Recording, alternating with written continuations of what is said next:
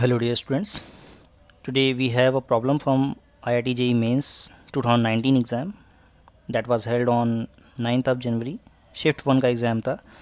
सो बच्चों in this question में आपको बोला गया है एक सिस्टम ऑफ लीनियर इक्वेशन आपको दिया गया है.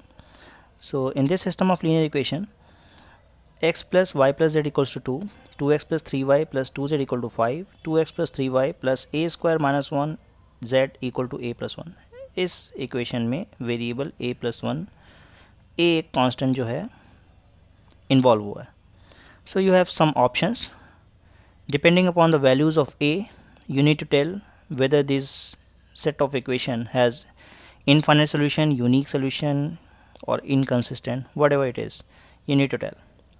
तो बच्चों इस तरह के क्वेश्चंस को करने से पहले सबसे पहले तो आपको कॉन्सेप्ट पता होना चाहिए how to find the number of solutions और how to identify the solutions for such type of set of linear equations. तो अगर आपके पास एक सेट ऑफ लीनियर इक्वेशंस दे रखा है, let us take a general case before proceeding this question. So suppose आपके सामने एक सेट ऑफ लीनियर इक्वेशन दे रखा है a1x plus b1y plus c1z is equal to d1 suppose.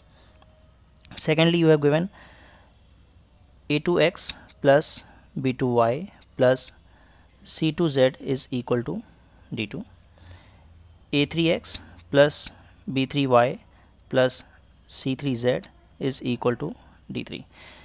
बच्चों if you know this concept you can forward this video. आप solution directly देख सकते हो.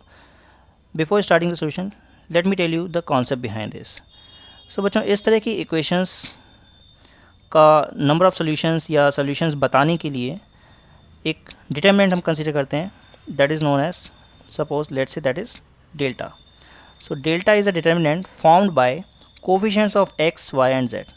तो x के coefficient a1, b1, c1, a2, b2, c2, a3, b3, c3. तो ये determinant आप कैलकुलेट करते हो. After this one more determinant you calculate that is delta one. Delta one कैसे ऑब्टेन करते हैं, x के कोफिशिएंट्स का जो कॉलम है उसको d1, d2, d3 से रिप्लेस कर देते हैं. तो यहाँ पे एलिमेंट्स आपके आ जाएंगे d1, d2, d3, b1, b2, b3, c1, c2, c3. Similarly, you will find delta 2 and delta 3. So what is delta 2? So delta 2 is delta 1 आपको मिला है कॉलम 1 को d1, d2, d3 से रिप्लेस करने पे. इसी तरह डेल्टा 2 आपको मिलेगा कॉलम 2 के एलिमेंट्स को d1, d2, d3 से रिप्लेस करने पे. सो a1, a2, a3 as it is. This will become d1, d2, d3, c1, c2, c3 as it is. Similarly delta 3 आपका आ जाएगा a1, a2, a3, b1, b2, b3, c1, c2, c3 को आप d1, d2, d3 से replace कर दोगे. तो बच्चों जब भी 3 इक्वेशंस 3 वेरिएबल्स वाला सेट ऑफ इक्वेशंस दे रखा है तो आप ये डिटरमिनेंट्स कैलकुलेट करते हो delta 1, delta 2, delta 3 and delta. अब कंडीशंस क्या होती हैं नंबर ऑफ सॉल्यूशंस के अकॉर्डिंग. सो सबसे पहले केस 1. केस 1 कहता है अगर डेल्टा आपका नॉन ज़ीरो है, whatever be the values of delta 1, delta 2, delta 3 doesn't matter. If delta is non zero then this system will have unique solution, and that unique solution is given by x is equals to delta 1 upon delta, y is equal to delta 2 upon delta, z is equal to delta 3 upon delta. Delta 1 delta 2 क्या है, values हैं, कुछ numbers हैं, इनकी कुछ values आएंगी. सो आप x, y, z uniquely find out कर सकते हो. Now case 2 says if delta is equal to zero. Delta not equal to zero था केस 1 में. केस 2 में अगर डेल्टा ज़ीरो हो गया, अगर डेल्टा ज़ीरो हो गया तो आपको डेल्टा 1, डेल्टा 2, डेल्टा 3 की ज़रूरत पड़ती है. If if at least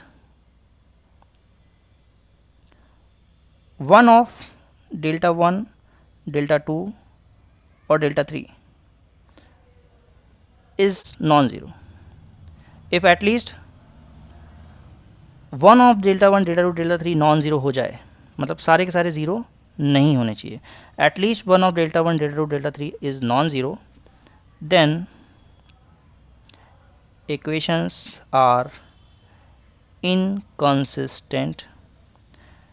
Inconsistent means they have no solution. Case 3 is, what about if delta is 0, delta 1, delta 2 and delta 3 all three are also 0. If all three are 0, तब आप कुछ नहीं कह सकते, तब हमारे पास दो पॉसिबिलिटीज़ होती हैं, either this system will have infinite solution और it will have no solution. ठीक है बच्चों. सो अब इनफाइनाइट कब होगा, नो सॉल्यूशन कब होगा, that you can observe with the equations given. और सिंस ये इक्वेशंस आपको जैसे टू वेरिएबल की लीनियर इक्वेशंस एक स्ट्रेट लाइन को रिप्रेजेंट करती हैं, वैसे ही थ्री वेरिएबल की लीनियर इक्वेशंस एक थ्री डायमेंशनल प्लेन को रिप्रेजेंट करती हैं. Then you will use the concepts of planes and you will identify कि whether these three planes are intersecting or parallel, what are the conditions. So that is related to plane and three-dimensional geometry concepts that you will understand in that topic. So we are considering to our question. Now we are focusing on our question. In this question आपको ये equations दे रखी हैं. So बच्चों इन equations को use करके first of all I will try to find delta. So delta will be 1 1 1 2 3 2 2 3 a square minus 1. That's here I have written delta. So delta will be this. If delta is this, let me calculate this. इसको calculate करने के लिए आप determinants की properties का use करोगे. Since मुझे 1 1 1 दिख रहा है तो I try to make them zeros. So let me write C1 changes to C1 minus C3, C2 changes to C2 minus C3. So I will be getting C1 minus C3, so 0 0 and 2 minus a square plus 1, so 3 minus a square. In fact अगर आप चाहो तो इसको apply करने की ज़रूरत नहीं है बिकॉज मुझे दो ज़ीरोज़ यहीं पे मिल गए हैं. So I will not apply this, it's of no use.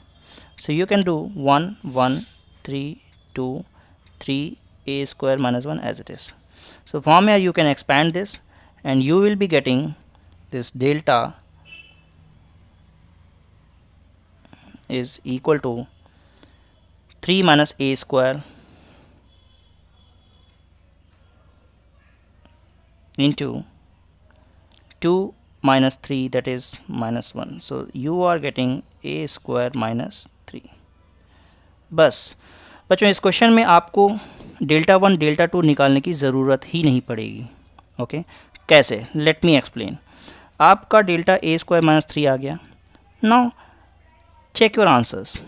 Option checkings का ऑप्शन बहुत अच्छा है बिकॉज जेई में ऑब्जेक्टिव क्वेश्चन होते हैं. You can check your options and tell the answer, correct answer you can tell. So what about a is 4?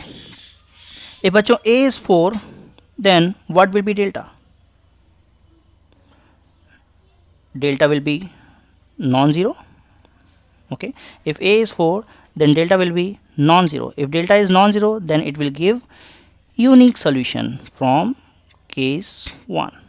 So you can see for delta a equal to 4, it should give unique solution. So our option A will become wrong because it is saying infinite solution. This also becomes wrong because it is saying inconsistent, but we are getting unique solution. Now what about mod a is root 3?